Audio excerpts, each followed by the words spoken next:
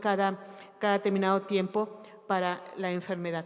En cuanto a los tratamientos, lo comentaba él, el agente San Judas, y es que realmente sigue siendo ciclos de ARA-C, el antracíclico y agregar o no topósido. Ellos hablan de usar la uracila liposomal, que evita la toxicidad, un poco más la toxicidad renal, la toxicidad hematológica. No así la sobrevida libre de enfermedad, no ha sido un patrón importante, pero que se debe considerar. Esto lo publica en el 2014 el doctor Ribeiro de ese mismo centro. En cuanto a la respuesta a tratamiento, ellos la evalúan al día más 22 y la médula hace del día 14 como pronóstica. La hacen enfermedad mínima residual y se administran en su esquema de tratamiento de ellos 3 ciclos de consolidación que incluyan ARA-C combinada con otras drogas. Hablan de la profilaxis al sistema nervioso central, hacen mucho hincapié que no se debe radiar, que ellos han logrado evitar la radioterapia y evitar la toxicidad a este nivel. Y el ARA-C, metotrexate e hidrocortisona. Ellos dicen que a diferencia de otros centros, ellos incluyen el metotrexate dentro de este tipo de profilaxis. Obviamente el soporte transfusional y el soporte con antibióticos para evitar las complicaciones y la mortalidad en forma temprana. En cuanto a la reinducción, el mismo doctor Ribeiro en la revisión hace énfasis en que el tratamiento más común que se puede llegar a tener es el IDAFLAC, que eso es el tratamiento que se tiene. La tasa de que alcance remisión pues es del 64%, que sigue siendo un poco pobre. La sobrevida libre de enfermedad a largo plazo pues es del 38%, lo que nosotros realmente en la vida y en la práctica clínica no lo vemos. Aquel paciente que recae, la sobrevida libre de enfermedad va a ser desafortunadamente muy pobre. Los nuevos fármacos, que él habla sobre la toxicidad, muy importante a ellos. O sea, estos tratamientos no se pueden hacer con forma única sin que no se lleve a un trasplante. La clorfarabina, el gemtuzumab y sorafenib en aquellos pacientes que tienen la mutación FLT3 pueden tener ese tipo de uso. Finalmente, esos pacientes que tienen una recaída van a ser inmediatamente candidatos a trasplante de donadores alternativos. Es decir, aquí ya después de una recaída se tiene que considerar inclusive trasplantes de tipo de cordón umbilical o haplotrasplantes. En cuanto a las indicaciones del trasplante, ya yéndonos al grupo del europeo, ellos plantean lo siguiente: ¿quiénes van a ser pacientes candidatos a trasplante? Evidentemente los pacientes de bajo riesgo no lo son. Ninguno de ellos lo es, pero van a ser esos pacientes que son un cariotipo normal, variedades morfológicas M2 o con cariotipos de buen pronóstico. En remisión completa, aquellos pacientes de riesgo alto sí son los que se pueden llegar a ser como recomendados en forma estándar con donador familiar. Con donante no familiar es solamente en protocolos y ensayos clínicos. Los alternativos no están recomendados y también ellos en forma todavía con algunas cuestiones que se tienen que evaluar, proponen el autólogo. Es decir, aquellos pacientes en trasplante en riesgo alto no lo proponen como una primera opción. Al final voy a hacer algunos comentarios sobre algunas publicaciones que se han hecho. Aquellos de muy alto riesgo sí los dan como una indicación para que se lleve a cabo el trasplante alogénico, familiar, no emparentado. Ellos hablan de pacientes que han tenido falla a la inducción, pacientes que tienen enfermedad mínima residual positiva y alteraciones genéticas como la mutación FLT3. En segunda remisión, todos son candidatos a trasplante. El autólogo lo siguen poniendo como una opción terapéutica que se tiene que revisar en ensayos clínicos. Y en segunda remisión también, o más de segunda remisión, ellos siguen que puede hacerse todo lo que se pueda posible por el paciente, incluyendo trasplantes no emparentados. En cuanto al autotrasplante, que es una situación que a mí me ha dado un poquito de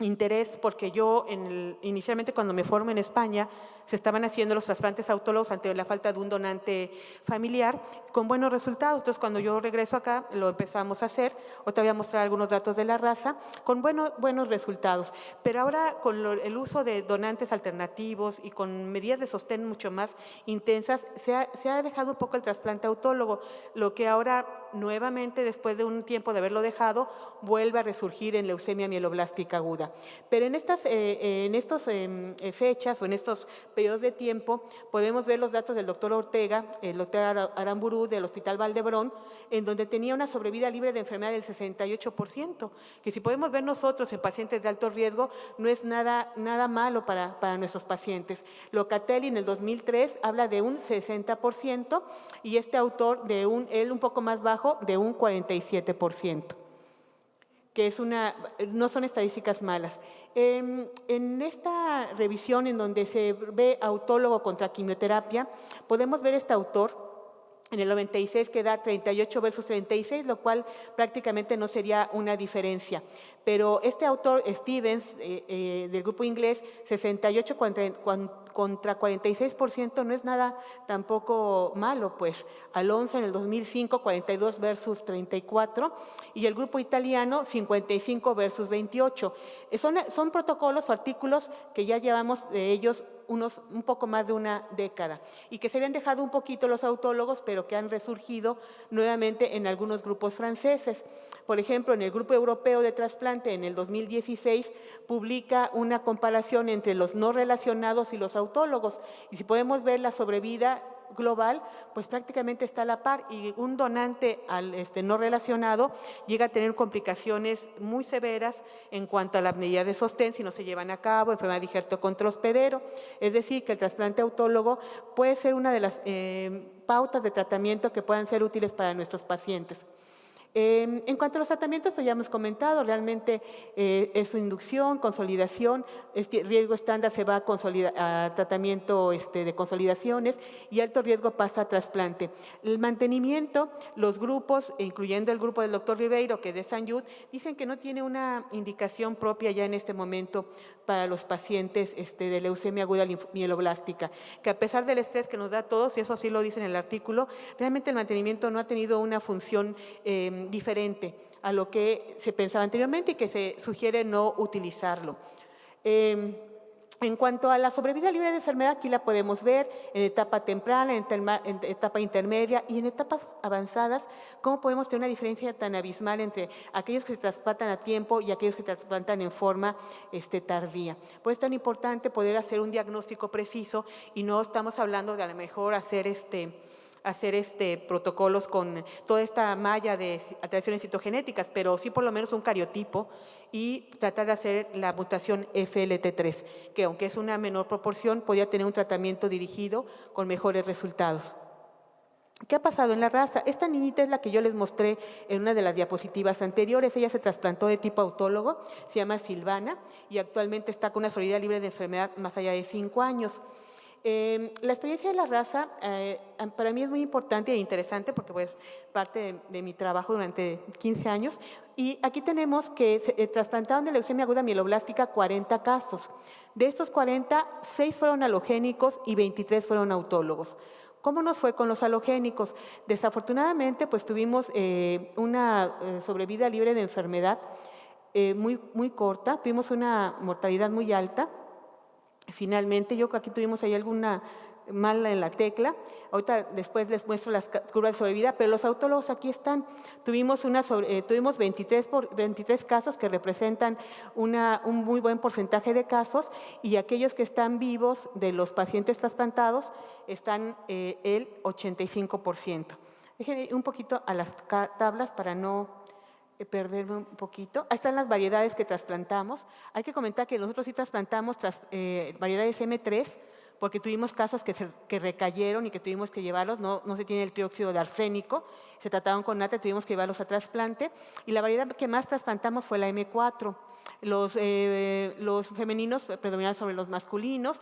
Aquí está el tipo de trasplante que hicimos, que fue en autólogo 27 casos, halogénico 13 casos. La fuente de progenitores fue más sangre periférica y el estado clínico actual. De estos pacientes, tenemos vivos 29 pacientes, o sea, el 72%, lo cual no es nada malo para nuestra población. Es una muy buena supervivencia y aquellos que mejoraron la curva de sobrevida no fueron los halogénicos, fueron los autólogos. Los autólogos fueron los que sobrevivieron. Esta fue motivo de una tesis de pediatría y el doctor, cuando estábamos revisando los artículos, yo estaba dándole los datos y realmente los que estaban vivos eran los pacientes autólogos. y halogénicos tuvimos una alta mortalidad. Las causas de muerte pues fueron falla al trasplante, la actividad tumoral en los autólogos, que esa fue la causa de muerte, no complicaciones relacionadas al procedimiento de trasplante, enfermedad digerto contra huésped, aspergilosis y enfermedad venoclusiva hepática y sepsis.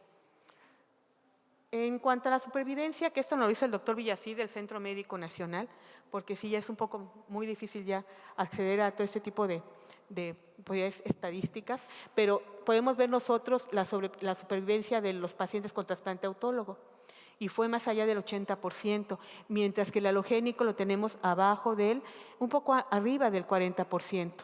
Y eso tuvo que ver con las complicaciones relacionadas al trasplante. En cuanto a la forma global, quien sube la curva son los autólogos, un poco menos del, o sea, hablábamos del 72%. Empezamos en el enero del 2000 y terminamos el cierre en recién el año pasado, pero el último trasplante realizado en 2015. Entonces podemos ver la curva, que es algo que nos da mucha alegría, pues. Entonces, la situación con esto, yo creo que de las lecciones que se dan en el trasplante, yo creo que se debe de regresar al trasplante autólogo. Y yo lo he preguntado mucho porque hay gente que tiene todavía sus reticencias en relación a que podamos estar trasplantando la misma enfermedad o que podamos tener una reinfusión de células malignas en lugar de tener una reinfusión. La situación aquí es poder determinar un paciente que que no quede en ese, que no tenga un donante compatible, que tenga un alto riesgo y que tenga enfermedad mínima residual negativa. Yo mostraba una gráfica del Grupo Europeo de Trasplante en donde ellos hacen el comentario que la situación de poder trasplantar a un paciente es buscar que esté en remisión y enfermedad residual negativa, pero que el trasplante para ellos autólogo con la poca morbilidad y con la facilidad que se puede hacer en muchos centros se debe